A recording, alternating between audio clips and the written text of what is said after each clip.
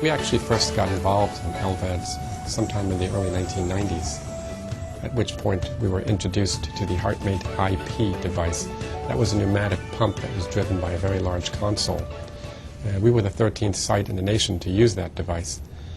A few years later, we expanded our scope to include the HeartMate VE, which was the vented electric version of the device, and eventually added the Micromed pump, the Jarvik pump, the Ventricular pump, and more recently the Duraheart pump to our repertoire of devices. This LVAD, unlike its predecessors, has an internal motor that's electromagnetically suspended, and it's actually a rotor, and the blood spins around it. There are no bearings, and so there's really much less blood cell damage than you would have with the previous LVADs. The hope is that this may lead to decreased need for anticoagulation.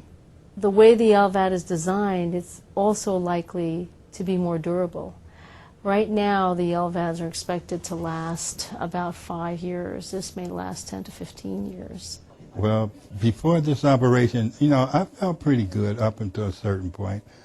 But I was beginning to have that tired feeling, and, like I was saying, the shocks. I would lay down at night sleeping, and all of a sudden I would get a shock, and it would wake me up.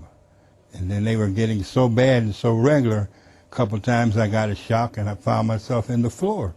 I was afraid to go to sleep at night because, it's if you watch TV, and you see them use those electric paddles on someone, and the way they jump, that's the way you jump from the pacemaker shocking you.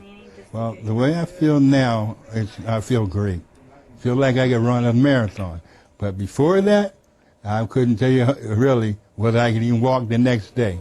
It also has positional sensors that optimize the function of the LVAD based on what the patient's doing, be it walking, climbing stairs, and bending over.